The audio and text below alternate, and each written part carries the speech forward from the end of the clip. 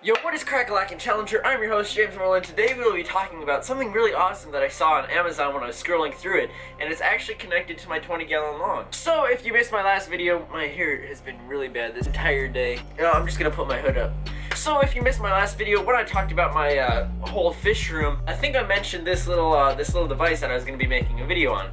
So, this is an external breeder box. As you guys know, most people use these things. This is an internal breeder box, and a lot of people use it, and a lot of pet stores have it. But one major problem with it is there are many holes in it that the fry, once they're born, can swim through, and also it takes up space in your tank. And you guys might notice all my tanks are cloudy. That's actually because I put Tums in them, and that's releasing calcium for snails, but I'll talk about that maybe later in this video. But the external version of this is really cool because the fry can literally go nowhere because they're stuck in the tank.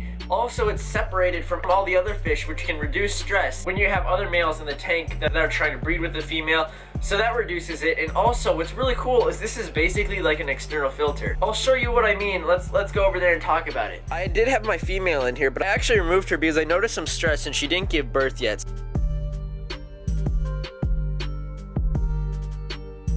One downside for this might be that it can cause stress on fish. And I noticed stress because she started losing color. Now what's cool about this is, as you can see, there's a little air line here, and this is actually connected to this little Whisper air pump.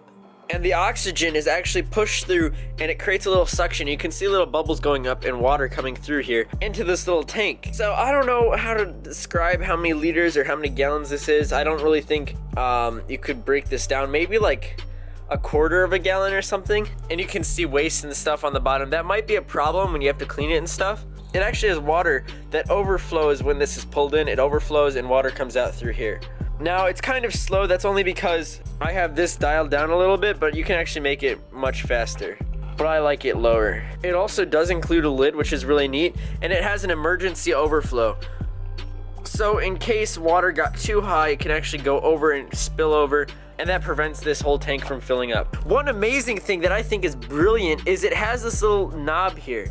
This is gonna be hard to show, but it actually has this little knob, and it creates a little space between the tanks so it can keep it straight and upright. So you can see this is basically completely straight, and it puts a little gap, because if this wasn't here, this would be leaning against the tank, so it kind of makes a little separation gap. That's really amazing. See, for my slim hang on the back filter, as you can see, it's hanging against it, but in this case, it pushes it away from the tank, making it straighter, if that makes sense. Now, as you can see, this is actually angled at a little angle, and when the guppy gives birth, this is actually meant for live bearers mainly, like so guppies, endlers, and mollies, so you could actually have the female in here, and when the babies are released, they actually are usually heavy and don't swim right away, so they'll fall down, and there's a little grate in the middle that they'll fall into, as well as some slits on the side, and the babies will stay under here, and when you come back, you can remove the female and put it away, and then you can have the babies in this tank solely alone. It is also great because they won't be able to get sucked up in filtration. I think this is a brilliant idea, whoever created it, and also it allows for more aeration in your tank because it creates more of a ripple effect,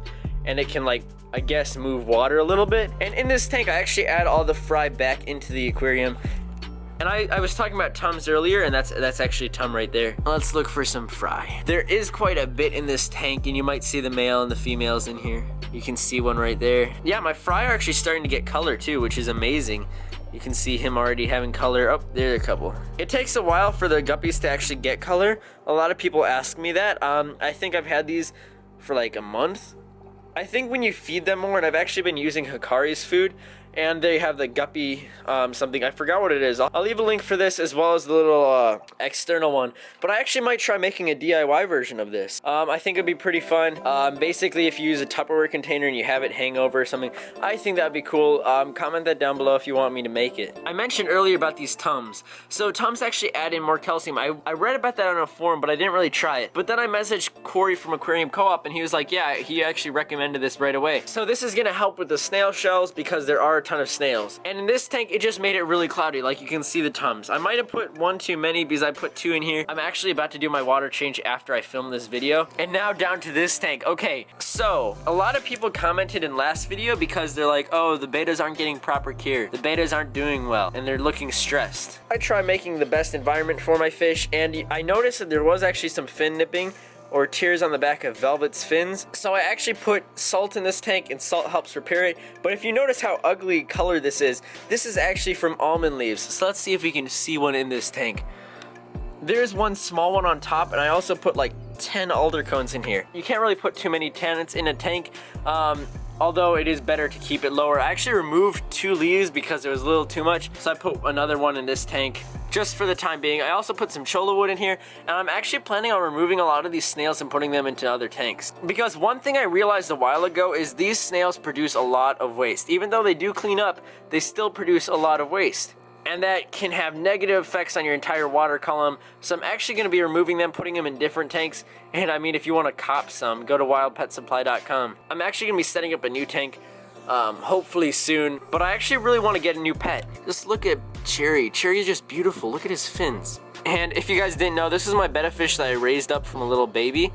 One thing I'm actually going to be doing later tonight, I'm actually going to be putting some ping pong balls in this tank, kind of to entertain the bettas, as well as draw on the outside of the tank, so it's a little interesting for them. I did some research, and that'll definitely entertain betta fish. And you can see the heater going. And oh wait, also I did put a new substrate in the tank. I added a little bit more substrate like a month ago, but the other day I added a ton in, so it's actually completely new. It's on top of the other substrate. I didn't want to remove the other white sand. I actually put in a new color sand, although it is really murky. So again, do not worry about this tank, it is doing well. And also comment if you want me to make my next video on floating plants. I used to have a lot of questions on them, and I wasn't really the best at keeping them, but I think I learned from quite a bit of experience. So if you want to see a video on that, also comment that down below. And there's another almond leaf I removed and put into this tank. So yeah guys, you can check out everything in the description. If you want to buy anything from the store, use WILD10 to get 10% off your snails. And I will catch you all on the flippity flop. See you all later. Bye.